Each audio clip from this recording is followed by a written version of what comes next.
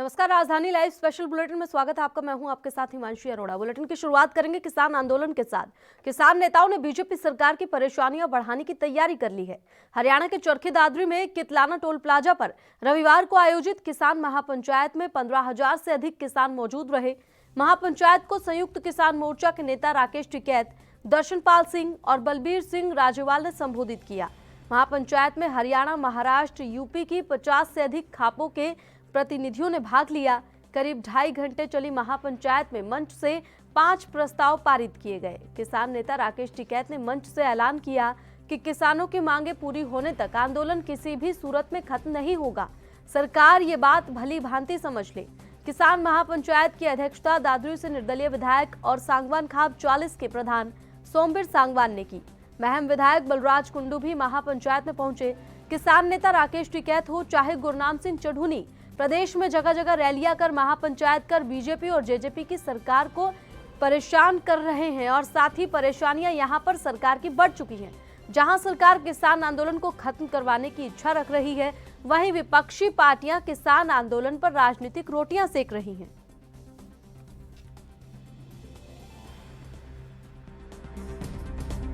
आज भी महापंचायतों की जरूरत है। आप आपस में बदला मत। एक दूसरे खाप के खिलाफ भी आपके खिलाफ प्रचार करेंगे कि वो खाप आगे बढ़ेगी, उसका नाम ले लिया, उसको ऊपर बैठा दिया, उसको नीचे बैठा दिया। इनके बहकाव में मत आना। जब आंदोलन चला किसानों का, इन्होंने पंजाब और हरियाणा को बांटने की कोशिश करी, इन्होंने सरकार और नॉन सरकार को बांटने की कोशिश करी। सरकार का हाथ तो ये कर दिया था कि चुरासी से भी भयंकर स्थिति होने वाली थी। ये पगड़ी के सवाल उठाया, इन्होंने पगड़ी पे हाथ डालने की कोशिश करी। आंदोलन खत्म कर दिया था 28 तारीख में। देश में कोई आंदोलन नहीं हो सकता था, देश में कोई आंदोलनकारी पैदा नहीं हो सकता था। ये जो हमारे गठबंधन के लोग हैं, जो 40 लोग हैं, मैं इनको दाद देता हूँ, इनको सलाम करता हूँ मैं कि एक भी कमजोर कड़ी नहीं है। हमारा मंच भी वही रहेगा, हमारे पंच भी वही रहेंगे। फसलों के फैसले किसान करेगा, सरकार से फैसले पंच करेंगे। न पंच बदले जाएंगे, न मंच बदले जाएंगे। अभी जो नौजवान मेरे यहाँ पे है, इसने बिल वापसी की बात करी है। अगर इसने गद्दी वापसी की बात कर दी तो क्या होगा? कल हमारी बात है, हम पूरे देश में जाएंगे। उनके पास में समय है सरकार के, बिल वापसी कर दे, एमएसपी पे कानून बना दे। हमारे जो लोग हैं उनको रिहा कर दो। धोखे से लाल किले पर लेकर गए हैं, बर्दाश्त। और इस खबर पर ज्यादा जानकारी देने के लिए अभिषेक तक्षक हमारे साथ है। अभिषेक, जिस तरह से हरियाणा में किसान आंदोलन को कहें या फिर राकेश टिकैत को कहें समर्थन मिल रहा है, ऐसे में प्रदेश सरकार की मुश्किलें तो काफी बढ़ ही गई हैं। हालांकि किसान आंदोलन को देश भर से समर्थन मिल रहा है, लेकिन हरियाणा में जो मिल रहा है वो काफी हो रहा है और काफी संख्या में महापंचायत में लोग इकट्ठा हुए। क्या कुछ जानकारी आपके पास? जी बिल्कुल, देखिए पहले जिस तरह किसान आंदोलन शुरू हुआ था उसमें सबसे ज्यादा भूमिका पंजाब की जो बताई गई थी, और जो प्रदेश सरकार से जुड़े जो तमाम जो नेता थे उनका यही मानना था कि हरियाणा से जो किसान है बहुत ही कम संख्या में दिल्ली बॉर्डर पर है या इस आंदोलन में शामिल हैं। और अब जैसे जैसे तस्वीरें या जैसे जैसे स्थिति स्पष्ट जो हो रही है, तो उसमें यही साफ तौर पर सामने आ रहा है कि हरियाणा के जो किसान है वो अब बढ़ चढ़ कर बिल्कुल आगे बढ़ते हुए काफी संख्या में जो इस किसान आंदोलन का समर्थन और इसका साथ देते हुए दिख रहे हैं। अब जैसे राकेश टिकैत है, उन्होंने कल दादरी भिवानी में जो है किसान रैली करी। वहीं जो चढ़ूनी है गुरनाम सिंह, उन्होंने मेवात में रैली की और जो तमाम जो किसान हैं प्रदेश से जुड़े हुए, उन्होंने काफी संख्या में वहां एकत्रित होकर अपना समर्थन दिया और वहां पर किसान नेताओं की जो है भाषण सुना और उनका समर्थन करते हुए दिखे। तो ऐसे में जरूर ये कहा जा सकता है जेजेपी बीजेपी जो प्रदेश की सरकार है उसकी परेशानियां बढ़ती हुई दिख रही है, क्योंकि अब जो है जो किसान है वो सरकार ये सामने यही बात निकल कर आ रही है कि सरकार से जो है तो प्रदेश की जनता जो है उसका जो मोह वो भंग हो चुका है। इस तरह का जो कांग्रेस शुरू से जो कहती आई है कि अविश्वास प्रस्ताव की मांग करती है, वो इसी सब को जो देखते हुए वो अविश्वास प्रस्ताव की मांग करती है कि जो लगातार जो है अब किसान की भूमिका और जनता की जो भूमिका है वो किसान आंदोलन में बढ़ती जा रही है और सरकार जो है अविश्वास पर अल्पमत में जो है और विश्वास जो है प्रदेश की जनता से वो खो चुकी है। तो और वहीं जो राजनीतिक पार्टियां जो है वो इसमें बढ़ चढ़ कर हिस्सा ले रही है। वहीं अभय सिंह चौटाला जो इंडियन नेशनल लोकदल के जो नेता हैं वो किसानों के वोट बैंक की तरफ पूरा ध्यान देते हुए किसान संगठनों के साथ ताल से ताल मिलाते हुए दिख रहे हैं। और वहीं कांग्रेस भी है जो किसानों का समर्थन और इस किसान आंदोलन का समर्थन करते हुए दिख रही है। जो तमाम जो राजनीतिक पार्टियां हैं प्रदेश की वो किसान जो वोट बैंक है उसको अपनी ओर खींचने में जुटी हुई है। जी अभिषेक तक्षक, आपसे ये भी जानना चाहेंगे कि कल जो रैली हुई, कल जो महापंचायत हुई, पहले जींद में हुई थी, उस दौरान भी 5 प्रस्ताव पारित किए गए थे और एक बार फिर से कल भी उन्हीं 5 प्रस्तावों को दोहराते हुए राकेश टिकैत दिखाई दिए। इसके अलावा उन्होंने बीजेपी सरकार को तो घेरा ही, किन किन मुद्दों को और उठाया राकेश टिकैत ने मंच से? जी बिल्कुल, देखिए उन्होंने साफ तौर पे ये कह दिया कि जब तक ये 3 कृषि कानून जो है ये वापस नहीं होंगे, रद्द नहीं होंगे, जब तक घर वापसी नहीं होगी। उन्होंने कहा कि उन्होंने साफ तौर पे जो बता दिया कि उन्होंने एक और बड़ी बात का ऐलान किया कि जो प्रदेश सरकार जो है बीजेपी सरकार है वो धर्म और जाति में बांटने की कोशिश करेगी इस आंदोलन को, तो वो बिल्कुल ना उस तरह के कामयाब होने दे बीजेपी को इस अपनी मंशा में। और इसी तरह उन्होंने साफ तौर पे ये कह दिया है कि जो भी और इस किसान आंदोलन में बढ़ चढ़कर हिस्सा ले और जब तक ये तीनों कृषि कानून जो है ये रद्द नहीं होंगे तब तक जो है घर वापसी का सोचा नहीं जा सकता। वो अपने प्रदेश यूपी में नहीं जाएंगे, उन्होंने साफ तौर पे ये कह दिया है और आगे भी जो ये कार्यक्रम है वो जारी रहेंगे। जी अभिषेक, आगे की रणनीति के मद्देनजर ये महापंचायत काफी अहम मानी जा रही थी किसान आंदोलन को लेकर, तो क्या आगे किस प्रकार से किसान आंदोलन चलने वाला है, इसको लेकर कोई ऐलान राकेश टिकैत की ओर से किया गया हो? जी बिल्कुल, ये उनका साफ उन्होंने कह दिया कि इस तरह की जो महापंचायतें हैं वो लगातार जारी रहेंगी और जो जनता से अपील की है कि जैसे जैसे किसान ये महापंचायतें आगे जारी रहेंगी उसमें बढ़ चढ़कर जो हिस्सा ले किसान। लेकिन इसमें सरकार की जो मंशा है, जो सरकार इस किसान आंदोलन को खत्म करवाना चाहती है, उस मंशा में जो है सरकार को कामयाब ना होने दे। उन्होंने 2 अक्टूबर तक की बात कह दी कि जो ये किसान आंदोलन जो है ये 2 अक्टूबर तक चलेगा और वहीं 2 अक्टूबर तक की जो किसान संगठनों जो द्वारा जो है तैयारियां पूरी कर ली गई है। उन्होंने और वहीं जो किसान नेता हैं उन्होंने जगह जगह पर अपनी किसान महापंचायतों का ऐलान किया है और वो उसमें और कर भी हैं। जैसे गुरनाम सिंह चढ़ूनी बीते कल मेवात में थे, वहीं जो राकेश टिकैत दादरी और भिवानी में थे। तो इसी तरह उनका आगे का भी रोड मैप है कि पूरे प्रदेश में इस तरह के जो है किसान महापंचायतें की जाएंगी और इसमें जो खाप जो है प्रदेश से जुड़ी हुई वो तमाम खाप जो है इन किसान महापंचायतों को समर्थन करते हुए देखें। पहले जो जानकारी आ रही थी उसमें राकेश टिकैत और गुरनाम सिंह चढ़ूनी दोनों एक ही मंच पर दिखाई देने वाले थे, लेकिन बाद में ये बदलाव किया गया क्या? जी बिल्कुल, देखिए अब जो किसान नेता हैं उनकी ओर से ये है कि पूरे प्रदेश में जो है इस तरह की किसान महापंचायतें करने की उनकी रूपरेखा उनकी ओर से तैयार की गई है। उसी के संदर्भ में जो है कल मेवात में गुरनाम सिंह चढ़ूनी थे और दादरी भिवानी में जो है राकेश टिकैत थे और आगे भी जो कार्यक्रम जो किसान महापंचायतों का इसी तरह चलेगा। और जैसे कई अन्य जो एक महापंचायत जो है महम में भी की गई थी जिसमें बलराज कुंडू और अभी ने जो निर्दलीय विधायक वहां से उन्होंने भी हिस्सा लिया और वहीं पर उन्होंने जो है अभय सिंह चौटाला पर हमला भी बोला। जी लेकिन अभय सिंह चौटाला को लेकर क्या कुछ कहा? उन्होंने तो किसानों के समर्थन में इस्तीफा दिया है ना? किसानों के समर्थन में इस्तीफा जरूर दिया, लेकिन उन्होंने अभय सिंह चौटाला पर बयानी हमला बोलते हुए मंच से ये कहा कि इस अभय सिंह चौटाला ने जिस तरह इस्तीफा दिया है उनकी मंशा साफ दिखती है। उन्होंने साफ तौर पर बीजेपी को फायदा पहुंचाने की और जो है बलराज सिंह कुंडू का अभय सिंह चौटाला पर आरोप था। जी बलराज कुंडू की ओर से इस आरोप के बाद क्या कुछ प्रतिक्रिया आई है अभय सिंह चौटाला की तरफ से?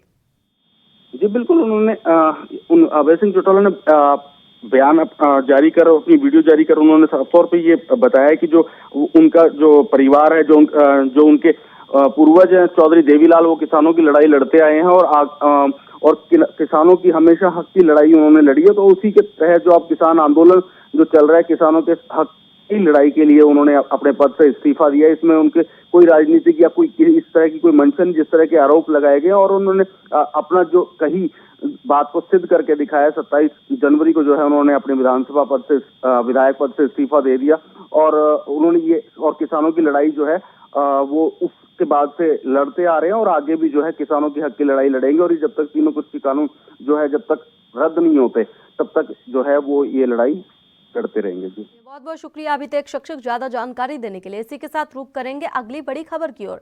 रेल मंत्री पीयूष गोयल ने रविवार को दिल्ली बीजेपी कार्यालय में प्रेस वार्ता को संबोधित करते हुए आम बजट की जमकर तारीफ की है। बजट को किसानों के हित में बताते हुए उन्होंने कहा, किसान आंदोलन के मुद्दे पर यह कहा कि केंद्र आंदोलन कर रहे किसानों से बातचीत करने को लेकर हमेशा तैयार है। यदि सरकार की कोई गलती, कानून में कोई कमी हो तो सरकार को बताया जाना चाहिए। कुछ लोगों की तरफ से किसानों को गुमराह किया जा रहा है। 26 जनवरी को तिरंगे के अपमान की निंदा करते हुए उन्होंने कहा कि बातचीत से समस्या का समाधान निकलना चाहिए। वहीं बजट को लेकर पीयूष गोयल ने कहा कि केंद्रीय बजट दूरदर्शी है, करदाताओं पर बोझ नहीं डाला गया है, मध्यम वर्ग, किसान, व्यापारियों सबका ख्याल रखा गया है। पूरे देश ने बजट को सराहा है। ये बजट देश को आत्मनिर्भर बनाने वाला और विकास की गति तेज करने वाला है।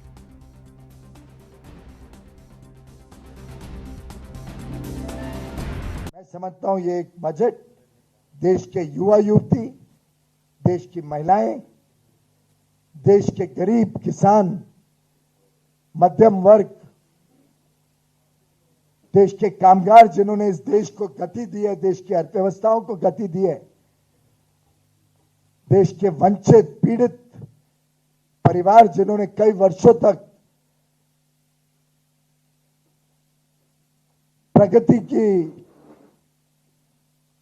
लाभ देखा नहीं था, लेकिन गत 6 वर्षों में जिनके घरों में बिना भेदभाव बिजली पहुंची, कुकिंग गैस पहुंची, शौचालय पहुंचे, अब जल जीवन मिशन के माध्यम से हर घर तक साफ पानी पहुंचेगा, पेयजल पहुंचेगा।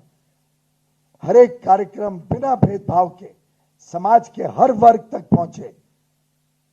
ये माननीय प्रधानमंत्री जी का जो सपना है देश को आत्मनिर्भर बनाने का, इसको हम इस आत्मविश्वास बनाने वाले बजट के साथ।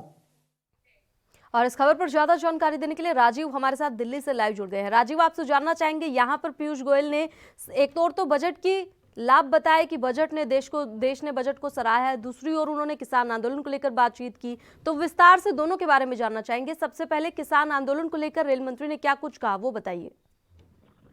देखिए बिल्कुल भाई, जिस तरीके से कल भाजपा कार्यालय यानी दिल्ली प्रदेश का जो कार्यालय था उसके अंदर पीयूष गोयल ने प्रेस वार्ता करते हुए ये बताया कि ये जो बजट पेश किया गया है वो जनता के हित में है, और जो बजट को सराहा गया है वो देश के अंदर में। बात करें किसानों के लिए भी कहा कि इस बजट के अंदर किसानों के लिए भी काफी कुछ है, और जो आने वाले समय के अंदर किसानों को बहुत फायदा होने वाला है। मगर कहीं ना कहीं जो कुछ लोग गुमराह कर रहे हैं किसानों को, और किसानों को गुमराह करने के साथ साथ कहीं ना कहीं सरकार की जो खामियां गिनाने की कोशिश की जा रही है। मगर पीयूष गोयल की तरफ से ये भी कहा गया, अगर इस बजट के अंदर कुछ कमियां हैं या फिर कहें कृषि कानून के अंदर कुछ कमियां हैं तो किसान उनसे बैठकर बात करें, बातचीत से ही द्वारा समाधान निकाला जा सकता है। अगर कुछ खामियां हैं तो उनको सरकार को बताएं कि इसके अंदर ये खामियां हैं, आप इसको ये दूर कीजिए। मगर इसका मतलब ये नहीं होता कि आप प्रदर्शन में बैठ जाइए, आंदोलन कीजिए, और कहीं ना कहीं गुमराह जो किया जा रहा है किसानों को, इस पर खास तौर पर पीयूष गोयल ने कहा कि ये सिर्फ चुनिंदा लोगों के द्वारा ही गुमराह किया जा रहा है, और सीधा सीधा निशाना कांग्रेस पार्टी की तरफ है। जिस तरीके से उन्होंने कहा कि किसानों को किया जा रहा है, तो साफ जाहिर है कहीं ना कहीं किसानों की जो मंशा है उसको कहीं ना कहीं भापते हुए पीयूष गोयल ने साफ सरकार का पक्ष लेते हुए सीधा सीधा कह दिया कि सरकार जो है वो अच्छा काम कर रही है, उपलब्धियां गिना दी। मगर जिस तरीके से कोरोना काल की जो उपलब्धियां गिनाई वो भी कहीं ना कहीं सरकार की उपलब्धियां गिनाने के साथ साथ ये भी बताया कि उज्ज्वल योजना से महिलाओं को कनेक्शन मिले, गैस रसोई का कनेक्शन थे, और कहीं ना कहीं शौचालय बनाए गए, और इंटरनेट की सुविधाएं दी गई, जिससे बच्चों ने ऑनलाइन पढ़ाई अपने घरों बैठकर ही की थी। तो तमाम सुविधाएं जरूर सरकार ने दी थी, मगर सरकार की तरफ से पीयूष गोयल ये देखना भूल गए कि जिस तरीके से उन्होंने कहा बच्चों की इंटरनेट से पढ़ाई हुई थी, तो वो कहीं ना कहीं जरूर हुई थी, मगर इंटरनेट का जो चार्जिंग था पहले और लॉकडाउन से पहले लगभग कम पैसे का था, अब वो कहीं ना कहीं महंगा कर दिया गया। तो कंपनियों द्वारा लॉकडाउन के अंदर ही कहीं ना कहीं परिस्थिति बदलती चली गई, कंपनियां अपने प्रॉफिट की तरफ ही देखती रही। बात करें जिस तरीके से सरकार की, तो सरकार भी कहीं ना कहीं जनता के बारे में सोचती, तो कहीं ना कहीं जो कह सकते हैं जो मजदूर थे जो दिल्ली से या और शहरों से अपने गांव की तरफ जाना चाहते थे और कहीं ना कहीं उनको परेशानियां हुई थी, रोडों के अंदर कहीं ना कहीं एक्सीडेंट हुए, कई लोग तो मर भी गए, रेल की पटरी पर जाकर भी सो गए थे और कहीं ना कहीं उनको पैदल चलने में मजबूर हुआ था। शायद सरकार की ध्यान जो है इस तरफ नहीं था, सिर्फ अपनी उपलब्धियां गिनाने था। मगर जिस तरीके से पीयूष गोयल बार बार कह रहे थे कि गुमराह किया जा रहा है किसानों को, तो अगर गुमराह किया जा रहा है तो सरकार उनसे पहल क्यों नहीं कर रही है, बातचीत का रास्ता क्यों नहीं अपना रही है? क्योंकि जिस तरीके से 11 दर की बैठक सबने देखी थी, यहाँ तक कि मीडिया ने देखी, बड़े बड़े नेताओं ने देखी, चाहे वो विपक्ष का हो चाहे सत्ता का हो, सबने देखी थी कि किस तरीके से बातचीत हुई थी, मगर कहीं ना कहीं सोल्यूशन निकलता नजर नहीं आया था। मगर उसके लिए भी पीयूष गोयल की तरफ से कहा गया कि अगर किसानों को लगता है कि सरकार जो कानून लेके आई है उसके अंदर कोई खामियां हैं तो उनको बताया जाए। तो खामियां तो जब भी बताई जाएगी किसानों के द्वारा जब सरकार उनसे बैठकर बातचीत करेगी। मगर जिस कानून को किसान कह रहे हैं कि हमारे पक्ष में है ही नहीं, तो कहीं ना कहीं सरकार को जानना चाहिए था कि इसमें पक्ष क्या है और विपक्ष क्या है और इसके अंदर खामियां क्या है। जब तक वो खामियां ही पूछेंगे तो कैसे सोल्यूशन निकलता नजर आएगा। मगर जिस तरीके से किसानों की तरफ से भी साफ कर दिया गया है कि जब तक कृषि कानून वापस नहीं होगा वो पीछे हटने वाले नहीं है और इसके लिए वो अक्टूबर तक की रणनीति बनाकर बैठे हुए हैं। जी बिल्कुल राजीव, एक और तो इंटरनेट महंगा हुआ, दूसरी ओर अभी तक स्कूल जो है वो पूरी तरह से खुले नहीं हैं, बावजूद इसके इंटरनेट पर बैन लगा दिया गया किसान आंदोलन के चलते। और 1 या 2 दिन का बैन ये नहीं है, कई दिन हो गए हैं, कई क्षेत्रों में ऐसा है, कई जिले ऐसे हैं जहां पर इंटरनेट बैन आज भी है। तो कहीं ना कहीं बच्चों की पढ़ाई तो आज भी प्रभावित हो रही है। और कोरोना जो काल रहा उस दौरान ऐसा दौर हमने देखा कि सभी जो है वो डिजिटल पर ही आधारित हो गए, पूर्ण तौर पर जो भी काम हुआ वो घर बैठे ही हुआ और इसी इंटरनेट के जरिए हुआ। और ऐसे में इंटरनेट को बंद कर देना, इससे आम जनता एक तो किसान आंदोलन से परेशान हो रही है, दूसरी ओर इंटरनेट बंद करने से परेशान हो रही है। तो आम जनता तो दोहरी मार झेल रही है यहाँ पर।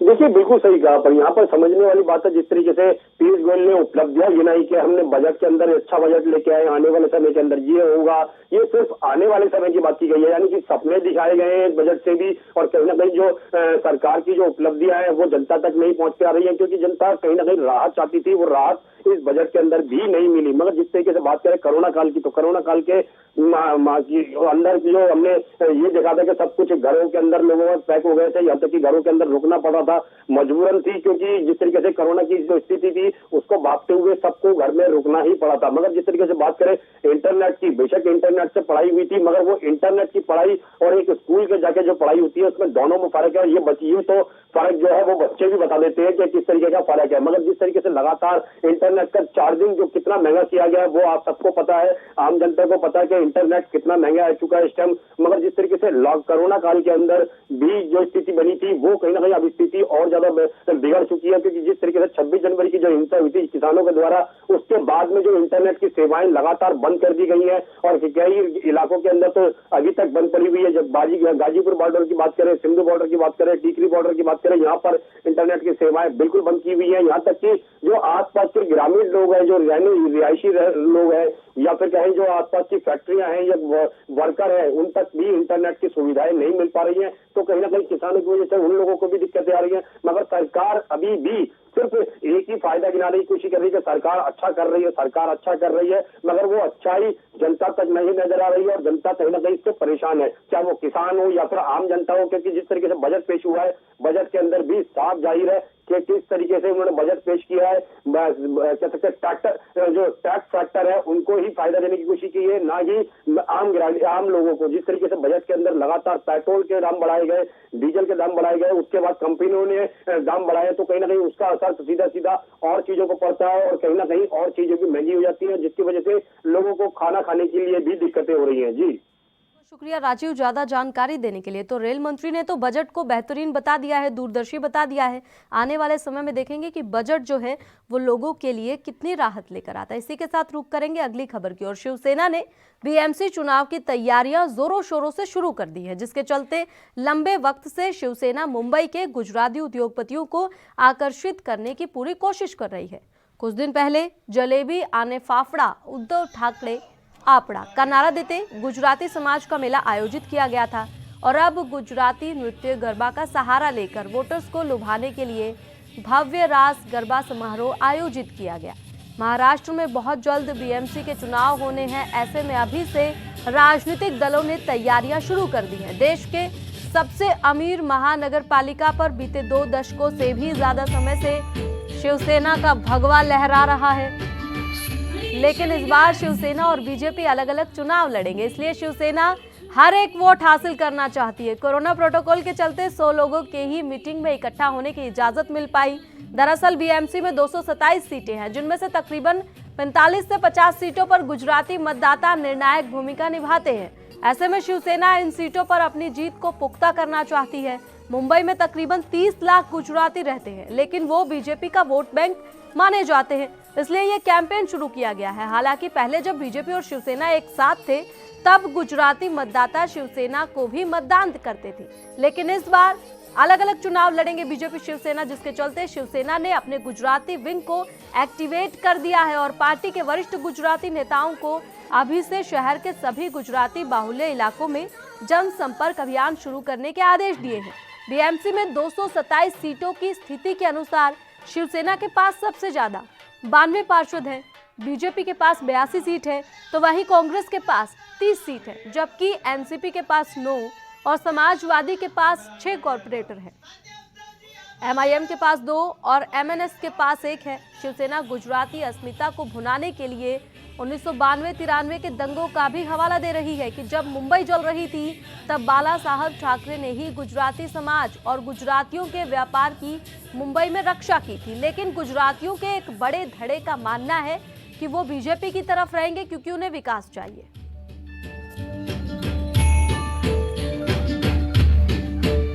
54 साल तक बीजेपी और आरएसएस की सेवा करने वाले हेमंत मेहता आज शिवसेना में प्रवेश कर रहे हैं। उनके साथ सैकड़ों कार्यकर्ता पदाधिकारी गुजराती सेल से शिवसेना में प्रवेश करेंगे। हेमंत मेहता जी, सबसे बड़ा अहम सवाल, करीब 54 साल तक बीजेपी और आरएसएस की सेवा करने के बाद अचानक शिवसेना में प्रवेश का कारण क्या है?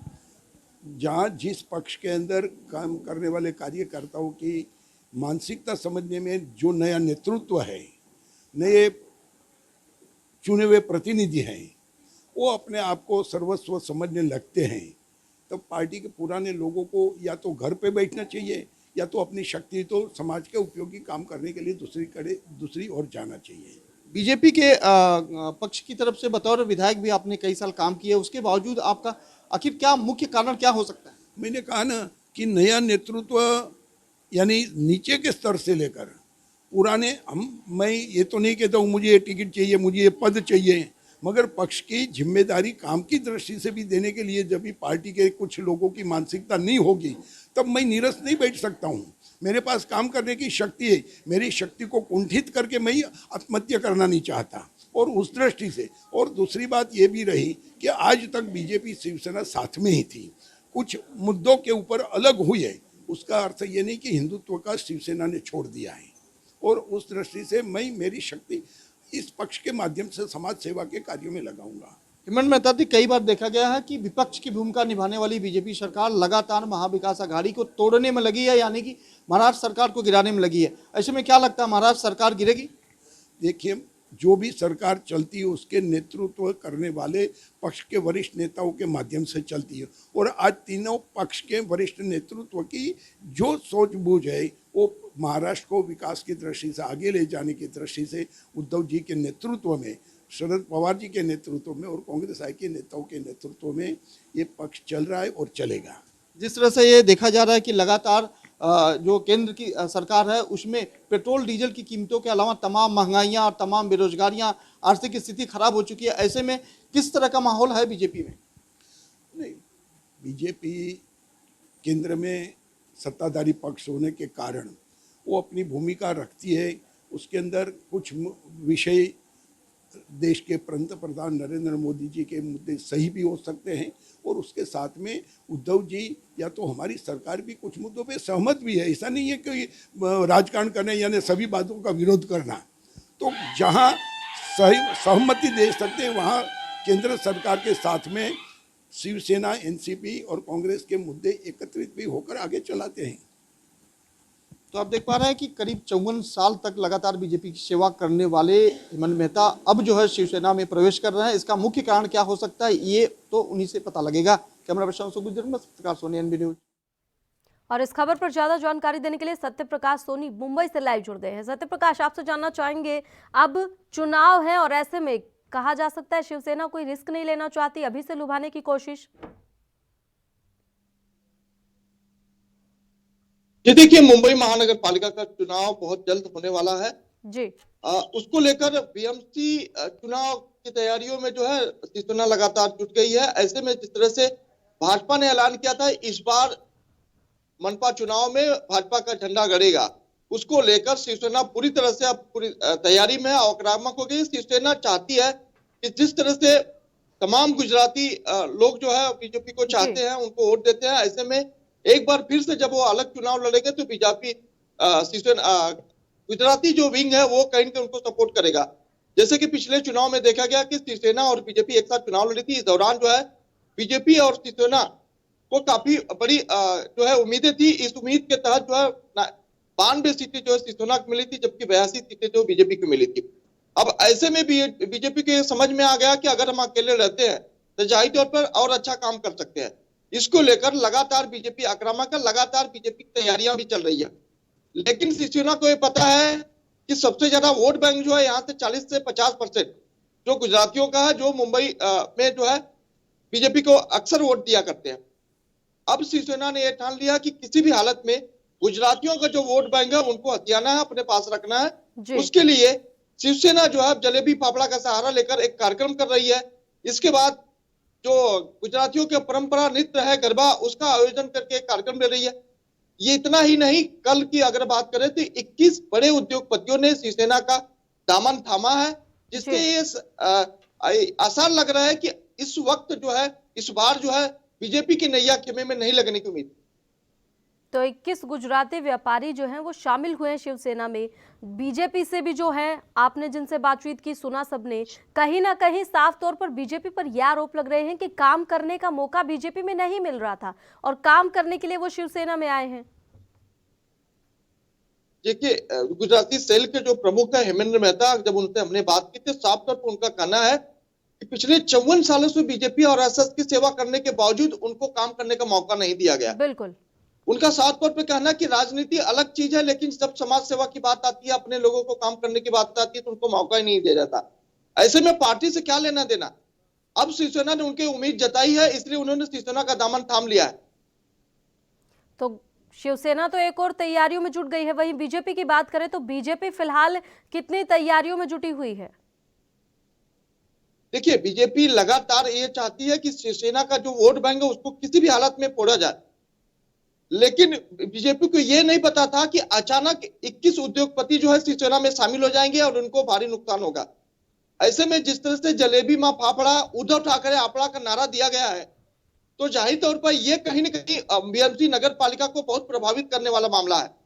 वहीं दूसरी तरफ इस हफ्ते अब जो है गरबा नृत्य को दिखाकर जो है कहीं न कहीं शिवसैनिक जो है गुजरातियों को अपने खेमे में लेने की तैयारी में है।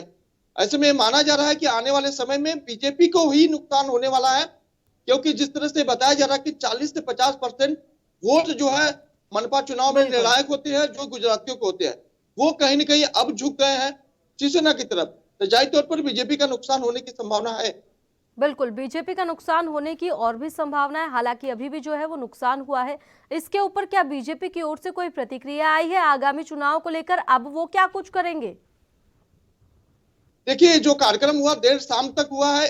ऐसे में ये माना जा रहा है कि आज जो बीजेपी की प्रतिक्रिया जरूर आएगी। हालांकि बीजेपी ये बार बार कर रही है कि जिसको जाना हो जा सकता है, हम तो अपने कामों के लिए जाने जा लेते हैं। लेकिन जिस तरह से कल नरेंद्र मेहता ने एनबी न्यूज को बताया कि वहां काम नहीं होता बल्कि राजनीति की जाती है, सिर्फ बड़े बड़े पैसे वालों को ऊपर लिया जाता है, बाकी छोटे नेताओं, छोटे कार्यकर्ताओं को छोड़ दिया जाता है, जैसे नरेंद्र मेहता के साथ हुआ है। तो जाहिर सी बातें हैं कि तमाम चीजें जो है बीजेपी के अंदर से भी खुल के आ रही है, जो आने वाले समय में काफी नुकसानदेह है। ठीक है, आगामी अगर बात करें चुनाव के मद्देनजर, कुछ व्यापारी ये कह रहे हैं कि वो बीजेपी को ही वोट देंगे क्योंकि वो विकास चाहते हैं। तो कहीं ना कहीं व्यापारी जो हैं वो दो खेमों में बटे हुए हैं, एक का समर्थन शिवसेना को, एक का बीजेपी को। ऐसी कुछ तस्वीर देखने को मिल रही है। जी देखिए, हर बार ये होता है कि कुछ लोग जो है पैसों को तवज्जो देते हैं, कुछ लोग राजनीति को, कुछ लोग जो है काम को। तो ऐसे में जाहिर सी बात है लोगों की अलग अलग धारणाएं होती है, लेकिन ये हर बार माना जाता है और हर बार देखा जाता है कि गुजराती विंग जिस तरफ से झुकता है, जिस तरफ जाता है, सारे लोग उस तरफ झुक जाते हैं। तो ऐसे में माना जा रहा है इस बार का झुकान जो है कहीं न कहीं शिवसेना की तरफ से है। लेकिन इस बीच में अगर बीजेपी कोई नया दांव पेच खेलती है तो जाहिर तौर पर आंकड़े बदल सकते हैं। शिवसेना और बीजेपी की बात की, बाकी की तमाम पार्टियों की बात करें तो क्या लगता है उनकी तैयारियां कैसी हैं? देखिए, महाराष्ट्र में, मुंबई में महाविकास आघाड़ी की सरकार है, एनसीपी, कांग्रेस, शिवसेना लगातार एक साथ है। अब ऐसे में माना जा रहा है कि इस बार भी शिवसेना, एनसीपी और कांग्रेस मिलकर चुनाव लड़ेगी तो जाहिर तौर पे मजबूती ज्यादा रहेगी। लेकिन यह भी देखा जा रहा है कि अगर कांग्रेस अलग से लड़ती है तो कांग्रेस के जो 30 के आंकड़े हैं वो कहीं न कहीं बढ़ने की उम्मीद है, क्योंकि कांग्रेस लगातार अपने अपने जिस तरह से विधानसभा में, मंत्रिमंडल में उनको विस्तार दिया गया, उसका फायदा जरूर उठाने की कोशिश करेगी।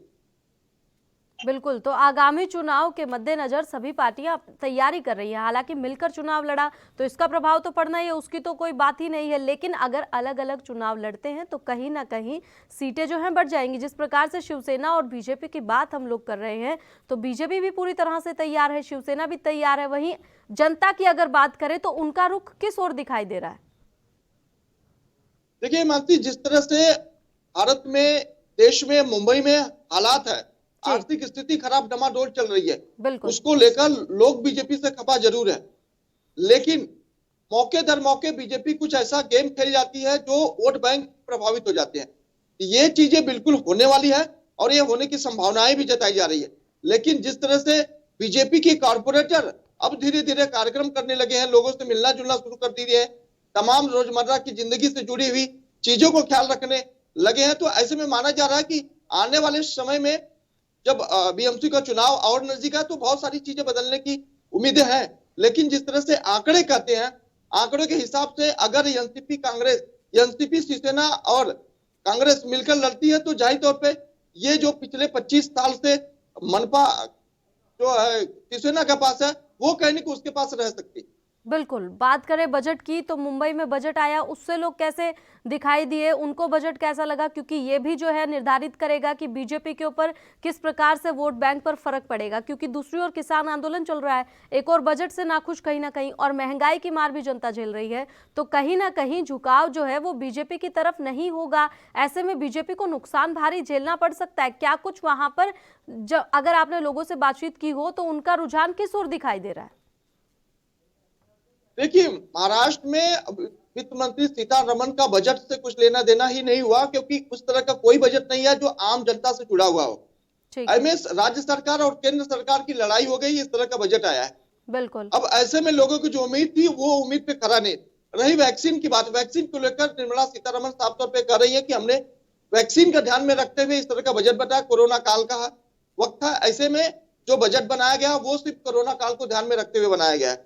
लेकिन आम जनता से जुड़ी हुई, आम जिंदगी से जुड़ी हुई चीजें वित्त मंत्री सीतारमण ने नहीं किया है तो जाहिर तौर पर नुकसान हो सकता है। लेकिन जिस तरह से पूरा मोर्चा जो है शिवसेना संभाल रही है, बार बार बीजेपी आक्रामक हो रही है शिवसेना की सरकार गिराने के लिए, ऐसे में यहाँ की जनता को भी यह समझ में आ रहा है कि बीजेपी किस तरह से सत्ता की लालच में पूरी तरह से काम कर रही है। तो इसका फायदा न सिर्फ शिवसेना को होगा बल्कि जी ठीक है, कहीं ना कहीं। लेकिन महंगाई को लेकर लोग परेशान, क्योंकि मुंबई में पेट्रोल डीजल की बात करें तो 100 के करीब पहुंच गया, तो महंगाई से तो आम जनता परेशान ही है। जी बिल्कुल, देखिए आए दिन जो है आंदोलन किया जा रहा है महंगाई को लेकर, पेट्रोल डीजल कीमतों को लेकर, गैस सिलेंडर को लेकर, तो ऐसे में इसका प्रभाव तो जरूर आम जनता से पड़ेगा और इसका असर भी देखने को मिलेगा। बहुत बहुत शुक्रिया ज्यादा जानकारी देने के लिए। इसी के साथ रुक करेंगे अगली बड़ी खबर की ओर। राजस्थान की कांग्रेस पार्टी में गुटबाजी साफ तौर पर नजर आने लगी है। गुटबाजी के चलते पूर्व डिप्टी सीएम सचिन पायलट किसानों की मांगों की आड़ में अपनी शक्ति प्रदर्शन करते नजर आ रहे हैं। जबकि 5 फरवरी को राजस्थान के दौसा जिले में आयोजित किसान महापंचायत में मुख्यमंत्री के समर्थक विधायक मंच पर दिखाई ही नहीं दिए।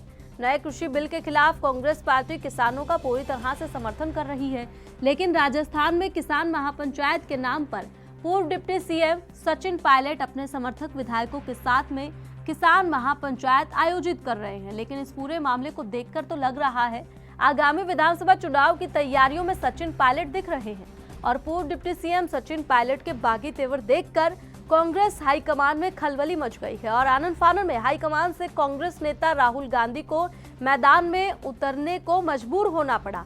बता दें कि राजस्थान में 12 फरवरी को हनुमानगढ़ जिले के पीलीबग्गा और श्रीगंगानगर जिले के पदमपुर में कांग्रेस नेता राहुल गांधी किसान महासभा कार्यक्रम को संबोधित करेंगे।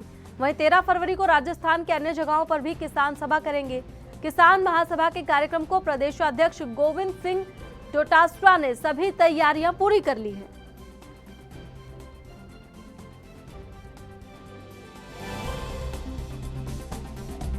आज 70 दिन से किसान धरने पे हैं, इसलिए राहुल जी चाहते हैं कि मैं किसानों के साथ पहले दिन से खड़ा हूं, किसानों के साथ खड़ा रहूंगा। जब भी किसान को जरूरत हुई है, कांग्रेस पार्टी ने हमेशा उसका साथ दिया है और किसान ने कांग्रेस पार्टी का साथ दिया है। इसलिए राहुल जी आ रहे हैं राजस्थान में बिगुल बजाने के लिए कि इन तीनों काले कानूनों को मोदी सरकार जब तक वापस नहीं लेगी, वो किसान के साथ कंधे से कंधा मिला करके खून पसीने से अपनी समर्थन देने के लिए तैयार है। कार्यक्रम राहुल जी आएंगे और वही कार्यक्रम हम चेकआउट कर रहे हैं। 2 जगह बड़ी मीटिंग करेंगे और बाकी जो किसानों से मिलने का और कार्यक्रम जो है वो है ही है। हनुमानगढ़ या गंगानगर में भी मीटिंग देखिए, एक हमने अभी जब जो तय किया है उसमें एक पदमपुर मंडी का कार्यक्रम कर रहे हैं, एक पीलीबंगा मंडी का कार्यक्रम कर रहे हैं। पहले कौन होगा, बाद में कौन होगा, किस तरीके से क्या टाइमिंग होगी, ये हम शाम तक बता। किसान सम्मेलन होगा या कुछ और? बिल्कुल किसान सम्मेलन भी होगा। जत्थों के साथ किसान आएंगे, ट्रैक्टर लेकर के आएंगे, ट्रोलियां लेकर के आएंगे, अपने अपने साधनों से किसान आएंगे और किसानों को। और इस खबर पर ज्यादा जानकारी देने के लिए भवानी सिंह हमारे साथ जुड़ गए हैं। भवानी सिंह, जिस तरह से कांग्रेस में गुटबाजी दिखाई दे रही है, अब राहुल गांधी को वहां पर आना पड़ रहा है, क्या लगता है स्थिति को सामान्य कर पाएंगे राहुल गांधी? जिस प्रकार से सचिन पायलट और अशोक गहलोत दोनों दो फाड़ में नजर आ रहे हैं, क्या फिर से जोड़ पाएंगे राहुल गांधी? बिल्कुल, मैं आपको ईमान से बताना चाहूँगा कि पूर्व डिप्टी सीएम अपने सचिन पायलट अलग अपने इनके बागी तेवर साफ तौर पर दिख रहे हैं। इन्होंने अपने किसान मोर्चा को लेकर किसान महापंचायत के नाम से अलग ही गुटबाजी में निकल पड़े हैं। अब पता नहीं ये विधानसभा की तैयारी कर रहे हैं। रही दूसरी बात, जब बड़ा आयोजन होता है वहाँ पे मुख्यमंत्री के विधायक और मुख्यमंत्री को नहीं बुलाया जाता। यही बात फिर हाईकमान तक पहुंचती है। अचानक राहुल गांधी हनुमानगढ़ और श्री गंगानगर का दौरा करने के लिए निकल जाते हैं। कहीं ना कहीं मतलब गुटबाजी साफ तौर पर नजर आ रही है कि सचिन पायलट बागी तेवर मतलब अपने ये बागी तेवर के तहत बाहर निकल गए हैं और बिल्कुल अपनी गुटबाजी के लिए अपने समर्थकों के साथ में अपना समर्थन मांग रहे हैं। जी, तो जो गुटबाजी दिखाई दे रही है सचिन पायलट के कार्यक्रम में, जिस प्रकार से मुख्यमंत्री का ना पहुंचना, उनके समर्थकों का ना पहुंचना या बुलाया ना जाना, उसके ऊपर कांग्रेस की क्या कुछ प्रतिक्रिया आई है? चाहे सचिन पायलट के समर्थकों की बात करें या फिर अशोक गहलोत के खेमे के समर्थकों की बात करें, तो क्या कुछ प्रतिक्रिया आई है? साफ तौर पर गुटबाजी जनता को दिखाई दे रही है। बिल्कुल, मैं ईमान से आपको बताना चाहूंगा कि इतना बड़ा एक कार्यक्रम होता है, वहाँ पे मुख्यमंत्री नहीं आता, मुख्यमंत्री के समर्थक विधायकों को नहीं बुलाया जाता। वहीं सचिन पायलट अलग अलग अपने ये किसान महापंचायत का आयोजन कर रहे हैं। तो एक तरफ तो अपने सचिन पायलट महापंचायतों का आयोजन कर रहे हैं और वहीं राहुल गांधी हनुमानगढ़ और श्री गंगानगर के लिए निकल जा रहे हैं। हाँ बिल्कुल, कांग्रेस किसानों के साथ है, लेकिन राजस्थान में गुटबाजी से कहीं ना कहीं किसानों के इस आंदोलन को मतलब कमजोर पड़ता नजर आ रहा है कि ये तो राजनीति हो रही है। कांग्रेस पार्टी किसानों के नाम पर राजनीति कर रही है। ये मैसेज आम जनता तक पहुंच रहा है। अगर आपको बहुत ही बड़ा सम्मेलन करना है तो आप एक साथ कांग्रेस के जितने भी नेता है, जितने भी विधायक है, एक साथ में मंच पे खड़े रहें। अलग अलग आप पंचायतें कर रहे हैं, कोई उधर जा रहा है, कोई उधर जा रहा है, तो कहीं ना कहीं आम जनता में ये गलत मैसेज आ रहा है। जी, कांग्रेस की मंशा राजनीति करने की है, किसानों को समर्थन देने की नहीं। ये आम जनता को कहीं ना कहीं दिख रहा है साफ तौर पर। वहीं बात करें राहुल गांधी के कार्यक्रम की, उसको लेकर क्या कुछ और जानकारी है आपके पास? उस कार्यक्रम में कौन कौन शामिल हो सकता है? सचिन पायलट और अशोक गहलोत की बात करें, दोनों शामिल हो सकते हैं उस दौरान या फिर उस दौरान भी कोई एक दिखाई दे सकता है? बिल्कुल, मैं आपको बताना चाहूंगा जो अपने प्रदेश अध्यक्ष है गोविंद सिंह डोटासरा, उन्होंने बिल्कुल ही कार्यक्रम तय कर लिया है और ये कार्यक्रम अपने 12 फरवरी को होगा, जिसमें श्री गंगानगर और हनुमानगढ़ में आयोजित होगा। अपने 13 तारीख को ये किसान मतलब किसान सभा करेंगे, जहां किसान नेताओं से बात करेंगे और रूबरू होंगे। और वही आपको बता दूं कि जिसमें जो ये सम्मेलन होने वाला है बड़ा सा, जिसमें अशोक गहलोत भी आ सकते हैं और सचिन पायलट भी उसमें एक साथ दिख सकते हैं। लेकिन इसमें ये भी नजर आ रहा है कि जहां पर ये अपने किसान महासभा सम्मेलन हो रहा है, वहां पर इनका सचिन पायलट का दूसरा भी कार्यक्रम तय है। तो उसको देखकर शायद हो सकता है सचिन पायलट ना दिखे इस कार्यक्रम में, लेकिन मुख्यमंत्री जरूर देखेंगे इस बड़े कार्यक्रम में। जी, लेकिन सबसे बड़ा सवाल तो यहाँ पर यह है कि एक और तो सचिन पायलट ने अपने कार्यक्रम बता दिए हैं कि इस तारीख को मेरी महापंचायत है, इस तारीख को रैली है। दूसरी ओर राहुल गांधी आ रहे हैं, तो ये भी तो हो सकता था कि सचिन पायलट के कार्यक्रम में ही राहुल गांधी आ जाते, अलग से कार्यक्रम करने की क्या जरूरत थी? देखिए, ये बागी कुछ जो ये बागी तेवर दिख रहे हैं सचिन पायलट के, ये हाईकमान, कांग्रेस का हाईकमान तक पहुंच गया है ये बात। और मुख्यमंत्री के अपने मुख्यमंत्री गहलोत के समर्थन में राहुल गांधी उतर गए हैं। उनको पता है कि ये जो बागी तेवर अगर आम जनता के सामने उजागर हो गया तो कहीं ना कहीं कांग्रेस की छवि खराब हो जाएगी।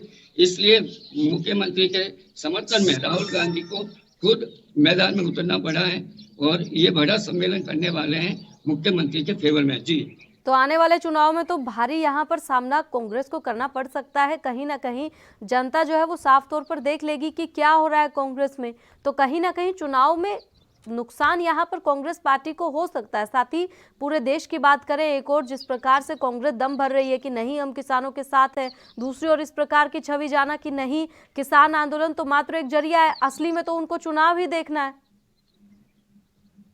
बिल्कुल, मैं हिमांशु बताना चाहूंगा। देखिए, किसान जो बैठा है दिल्ली पे, जो धरने पे, वो तरह से दबा हुआ किसान तो दिल्ली पे बैठा है और वो अपनी मांगों को लेकर बैठा है। लेकिन कांग्रेस पार्टी अपने आगामी विधानसभा की तैयारियों के लिए निकल पड़ी है और उनको पता है कि अपन को यहाँ से समर्थन मिल सकता है, अपनी पार्टी वापस उभर कर विधानसभा में अच्छी सीटों से निकल सकती है। लेकिन मैं आपको ये भी बताना चाहूंगा, जो कांग्रेस जो किसानों के जी, चलिए बहुत बहुत शुक्रिया ज्यादा जानकारी देने के लिए भवानी सिंह। तो इसी के साथ रुक करेंगे अगली बड़ी खबर की ओर। बीजेपी सरकार को मध्य प्रदेश के मंदसौर में किसान आंदोलन की वजह से सत्ता गंवानी पड़ी थी, जिसके बाद कांग्रेस को मिली 15 माह की सत्ता के बाद सीएम शिवराज ने कांग्रेस विधायकों को बीजेपी में शामिल करके जोड़ तोड़ करके सरकार बनाई थी। तो वहीं अब हो रही किसान आंदोलन के समर्थन में कांग्रेस ने सड़कों पर उतरकर प्रदेश भर में प्रदर्शन किया है, जिससे बीजेपी ने कांग्रेस का फ्लॉप शो बताया।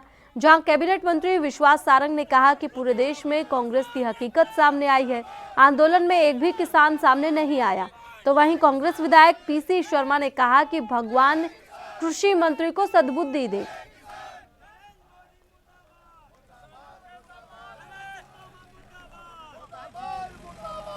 देखिए, पूरे देश में कांग्रेस की बैंकरप्सी सामने आई है। मध्य प्रदेश में कांग्रेस के नेता छाती ठोक ठोक कर चक्का जाम में किसानों के समर्थन की बात कर रहे थे, पर कल का जो प्रदर्शन हुआ है वो निश्चित रूप से कांग्रेस का एक फ्लॉप शो रहा। और क्यों ना हो, वो कांग्रेस जो लगातार सत्ता में रहते हुए किसानों पर अत्याचार करती रही, वो कांग्रेस जिन्होंने 15 महीने मध्य प्रदेश में राज किया किसानों के कर्जा माफ़ी के वादे के साथ, और एक भी किसान का 2 लाख का कर्जा माफ़ नहीं किया, उस कांग्रेस के साथ कौन किसान खड़ा होगा। और मैंने कल भी ये बात उठाई थी कि यदि कांग्रेस के नेताओं में किसान आंदोलन में समर्थन देने की नैतिकता है तो सबसे पहले वो रॉबर्ट वाड्रा से अपील करें, प्रियंका गांधी से अपील करें और सोनिया गांधी से अपील करें कि रॉबर्ट वाड्रा ने हरियाणा में जो किसानों की हजारों एकड़ ज़मीन पर कब्जा कर रखा है, सबसे पहले रॉबर्ट वाड्रा उन ज़मीनों से कब्जा खाली करें। क्योंकि ईश्वर कृषि मंत्री कमल पटेल जो अपने आप को किसान बताते हैं, उनको ईश्वर सद्बुद्धि दे कि वो किसानों की बात करें। ये याद रखें कि जो हरदा जिले का किसान है वो बहुत सशक्त है और खेती किसानी बड़े अच्छे समझता है, और पंजाब के बाद अगर गेहूं ज़्यादा पैदा होता है तो हरदा में होता है। याद रखें कि अगला जब चुनाव लड़ोगे तो ये किसान जो है पलटी कर देगा, और सद्बुद्धि कमल पटेल जी को मिलना चाहिए कि वे किसानों जो किसान आंदोलन कर रहे हैं कि 3 काले कानून वापस ले जाएं, उसके पक्ष में उनको भूख हड़ताल पे बैठना चाहिए। और इस खबर पर ज्यादा जानकारी देने के लिए शैलेंद्र पराशर हमारे साथ जुड़ गए। शैलेंद्र, आपसे जानना चाहेंगे कि किसान आंदोलन को लेकर बीजेपी और कांग्रेस में वार पलटवार तो लगातार जारी है। बात करें मध्य प्रदेश की, तो मध्य प्रदेश में जिस प्रकार से पहले किसान आंदोलन की वजह से सत्ता गंवानी पड़ी थी और अब किसान आंदोलन का जो देश भर में विरोध हो रहा है, क्या कुछ स्थिति फिलहाल वहां पर है? जी, मुख्यमंत्री लगातार जिस तरह से 6 जून 2017 में मंदसौर गोलीकांड हुआ था, उसके तौर पर किसान प्रदर्शन एवं यहाँ पर समर्थन मूल्य की बात कर रहे थे और यहाँ पर देखने में आया था दूध फल सब्जियों को लेकर सड़कों पर किसान हजारों की तादाद पे यहाँ पर रोड पर आ गए थे। 6 किसानों को इसमें सीधे गोली पड़ने पर पुलिस यहाँ पर उनकी मौत भी हो गई थी। तो यहाँ शहादत के बाद पुलिस और सीआरपी को भली क्लीन चिट मिल गई और सत्ता भी बीजेपी को गंवानी पड़ी थी। कांग्रेस की सत्ता आई थी, फिर से वही आंदोलन में अगर हम प्रदेश की हम बात करें तो बीजेपी द्वारा जिस तरह से कांग्रेस का समर्थन किसानों को मिल रहा है और full of show Congress BJP बता रही है कांग्रेस का फुल ऑफ शो रहा है। और दूसरी ओर जमीनी स्तर पे अगर किसानों की प्रदेश भर में निकलने की हम बात करें तो निश्चित ही मंदसौर गोलीकांड एक बेपर्दा एक कांड था जिसको देखते हुए वर्तमान में एक दहशत का एक माहौल भी था। लेकिन आज किसान सड़कों पे नहीं उतरा, किसान समर्थन में नहीं आया। निश्चित ही कई संगठन अब यहाँ पर सड़कों पर उतरने की तैयारी कर रहे हैं, लेकिन पुलिस के पुख्ता इंतजाम, सुरक्षा व्यवस्था और शक्ति ये निश्चित ही किसानों को बेपर्दा करने वाली है। लेकिन वर्तमान सरकार बीजेपी सरकार की हम बात करें तो लगातार केंद्र के जो कृषि कानून है उसका समर्थन करते हुए नई योजनाओं के साथ किसानों को यहाँ पर कहीं ना कहीं मनाने की कोशिश की जा रही है और समर्थन मूल्य पर यहाँ जो खरीदी है उसकी भी तैयारी कर ली गई है। तो हिमांशी, बड़ा सवाल ये होता है कि कांग्रेस के नेतृत्व में यह पूर्व का जो मंदसौर कांड था वह कांग्रेस के कई दिग्गज नेता जीतू पटवारी सहित और कई कुणाल चौधरी सहित कई नेता इसमें शामिल थे, लेकिन क्लीन चिट मिल भले गई। लेकिन शिवराज सरकार को किसान का यह आंदोलन ही सत्ता गंवाने का मुख्य कारण बनता है। वर्तमान में जिस तरह से सीएम शिवराज, अगर सूत्रों की माने तो सीएम शिवराज सिंह चौहान पर यहाँ भितरघात जैसी चीजें भी सामने आ रही है। कई लोगों की अगर अंदरूनी बात करें तो यहाँ पर सीएम के विपक्ष में कई लोग हैं, क्योंकि सीएम की दौड़ में अगर प्रदेश में कोई भी रहता है तो निश्चित ही सीएम शिवराज सिंह चौहान ने उसका सर्जरी भी हुई और निश्चित ही केंद्रीय नेतृत्व में भी कई लोग ऐसे सामने भी आए। लेकिन वर्तमान में संगठन या अंदरूनी सूत्र तो निश्चित ही सीएम पर अभी संकट के बादल मंडरा रहे हैं। ऊपर से किसान आंदोलन भी निश्चित ही भारी पड़ सकता है। तो इन तमाम तैयारियों को लेकर लगातार बैठक भी सीएम की हो रही है और किसानों को मनाने के लिए विभिन्न जो संगठन है उनको मनाने के लिए भी कोशिश की जा रही है। हिमांशी, चलिए, बहुत बहुत शुक्रिया शैलेंद्र ज्यादा जानकारी देने के लिए। इसी के साथ रुक करेंगे अगली बड़ी खबर की ओर। छत्तीसगढ़ के पोलमपल्ली थाना क्षेत्र में सीआरपीएफ जवानों ने नक्सलियों की बड़ी साजिश को नाकाम कर दिया है। बता दें कि सेना का सर्चिंग अभियान लगातार जारी है और इसी के चलते सर्चिंग पर निकली सीआरपीएफ की 74वीं बटालियन के जवानों ने 39 स्पाइक होल बरामद किया। इसके साथ ही 600 से 700 नग लोहे के स्पाइक्स भी बरामद किए।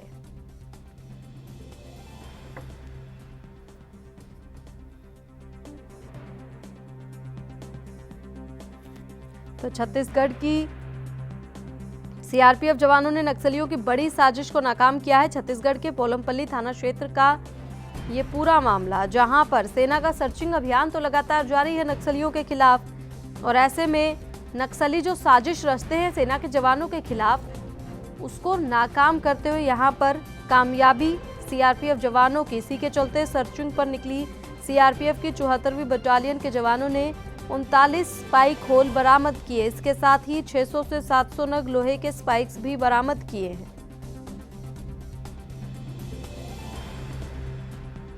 तो छत्तीसगढ़ के पोलमपल्ली थाना क्षेत्र का ये पूरा मामला, जहां पर नक्सली, आपको बता दें, लगातार जवानों के खिलाफ साजिश रचते रहते हैं। हालांकि जवानों का सर्चिंग अभियान लगातार उनके खिलाफ जारी रहता है।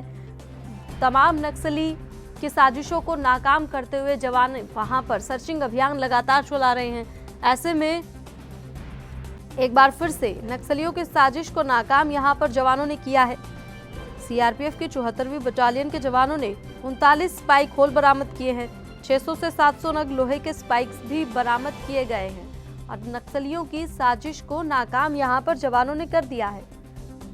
इसके साथ ही आपको बता दें कि नक्सली लगातार वहां पर जो अभियान चलाया जा रहा है जवानों की ओर से, लोन वराटू, उसके तहत घर वापसी, जो ये अभियान चलाया जा रहा है, तमाम नक्सली सरेंडर कर रहे हैं। हालांकि कुछ नक्सली अपनी हरकतों से बाज नहीं आ रहे, उनके खिलाफ भी सेना का अभियान जो है वो लगातार जारी है और इसी के तहत कार्रवाई करते हुए सर्चिंग अभियान के दौरान सीआरपीएफ की 74वीं बटालियन के जवानों ने 39 स्पाइक होल बरामद किए। इसके साथ ही 600 से 700 नग लोहे के स्पाइक्स भी बरामद किए गए हैं।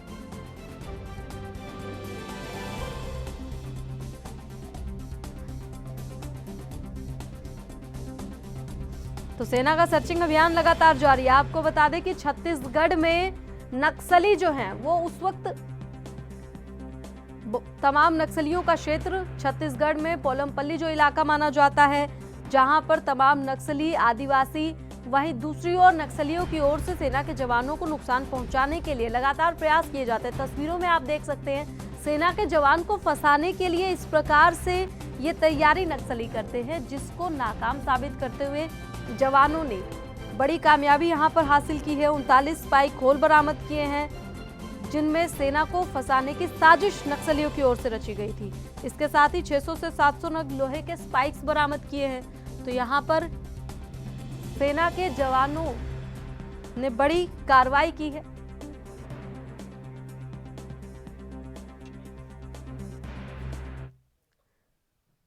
और इस खबर पर ज्यादा जानकारी देने के लिए हमारे साथ एसडी राज जुड़ गए हैं। एसडी राज, सबसे पहले पूरा मामला विस्तार से बताइए। जी, मैं आपको बताना चाहूंगा जैसे कि सुकमा जिला का मामला है। सुकमा जिला के अंतर्गत एक पोलमपल्ली थाना क्षेत्र के अंतर्गत में एक घटना हुई थी, जहां पे सीआरपीएफ द्वारा कैंप लगाने के लिए सर्चिंग में निकले हुआ था। पिछले 10 दिनों से वहां पे सर्चिंग में निकले हुए थे और सर्चिंग में निकलने के दौरान इन लोगों ने 10 दिनों के अंदर 30 स्पाइक होल बरामद किए। उसमें से लगभग 700 के लगभग स्पाइक बरामद किया। जी, मैं आपको बताना चाहूंगा ऐसा ही घटना लगभग 10 दिनों के अंदर नहीं बोलते 1000 के स्पाई इन्होंने बरामद किया है। और ये स्पाई इसलिए लगाए जाते हैं क्योंकि ये जवान जो सर्च पे निकलते हैं, गश्त पे निकलते हैं, उनको नुकसान पहुंचाने के कहीं ना कहीं दिक्कत पहुंचाने के लिए इसको लगाया जाता है और इसके साथ साथ आईडी भी प्लांट किया जाता है। तो कहीं ना कहीं ये भी साबित हो रहा है कि नक्सलियों का जो नाकाम कारनामा है उसको नाकाम करने के लिए सीआरपीएफ जवान पहले से ही सतर्कता बरत रहे हैं और इनके ऐसे जो स्पाई लगाया जा रहा है, आए दिन लगाया जा रहा है, आए दिन पकड़ा जा रहा है। तो इससे कहीं ना कहीं ये भी कहा जा सकता है कि ये पुलिस विभाग और सीआरपीएफ के लिए सफलता की ओर नजर आ रही है। जैसे कि एक ग्रामीण भी इसमें कहीं ना कहीं इस स्पाई में होल में हो जाता है और दिक्कत में पड़ जाते हैं, इनको घटना भी होती है और परेशानियों के झेलना पड़ता है। तो ऐसे बहुत सारे घटना ऐसे हुए थे बस्तर संभाग में कि जवानों के लिए लगाए जाते थे कि ग्रामीणों के ऊपर भी घटना हो जाती थी। उसके बावजूद भी जब नक्सलियों को ये सब पता होने के बावजूद भी अंदरूनी क्षेत्रों में जब स्पाई होल लगाए जाते हैं तो जो नुकीली तरह से जो सरिया होती है, सरिया को लगाया जाता है। अब सरिया के बजाय कहीं कहीं ऐसा भी देखने के लिए मिला है कि लकड़ी को नुकीली बनाकर लकड़ी को भी लगाया गया है नक्सलियों द्वारा, जो जवान को नुकसान पहुंचाने के लिए लगाया जाता है। जी तो बिल्कुल नक्सली तो अपनी हरकतों से बाज आ ही नहीं रहे हैं। दूसरी ओर आम जनता, वहां के स्थानीय लोग जो हैं वो लगातार परेशान हो रहे हैं। ऐसे में अब सेना का सर्चिंग अभियान तो लगातार जारी है, वहीं नक्सलियों पर कड़ी कार्रवाई करने के लिए और क्या कुछ फिलहाल जवान कर सकते हैं? जी, मैं आपको बताना चाहूंगा नक्सली तो कारनामा हरकत तो गंदे हरकत तो कर ही रहे हैं, लेकिन इसमें कहीं ना कहीं ये भी मैं आपको बताना चाहूंगा कि पुलिस विभाग और सीआरपीएफ और जवान और जो कि ग्रामीण है, ये कहीं भी किसी भी हालत में अंदरूनी क्षेत्र में सर्चिंग पे तो जा रहे हैं, जाने के बावजूद भी इनकी जो हरकतें हैं उसमें कहीं ना कहीं बाज आ रहे हैं। तो मैं आपको बताना चाहूंगा कि पुलिस विभाग की जो रणनीति बनाई गई है, सीआरपीएफ की जो रणनीति बनाई गई है, सफल होता नजर आ रहा है और नक्सलियों की रणनीति को फेल करते हुए नजर आ रहा है। क्योंकि आपको मैं बताना चाहूंगा कि 1000 इसका जो पकड़ा गया है, जो मिला है इनको, तो ये बहुत बड़ी बात है और बहुत बड़ी तादाद में इनको मिली है। सबसे पहली बात ये भी है कि शासन को ये भी ध्यान देनी चाहिए कि इनके पास ऐसे औजार, ऐसे वस्तु, इनके पास पहुंच कहां से रहे हैं और पहुंचाया कहां से जा रहा है और कौन से ऐसे आदमी है, जो ठेकेदार हो या गांव के कोई हो, लोकल वाले हो, जो इनको लाके दे रहे, उन पे भी कड़ी नजर रखकर इनको भी कारनामा से बाहर करना चाहिए। जी चले, बहुत बहुत शुक्रिया ज्यादा जानकारी देने के लिए।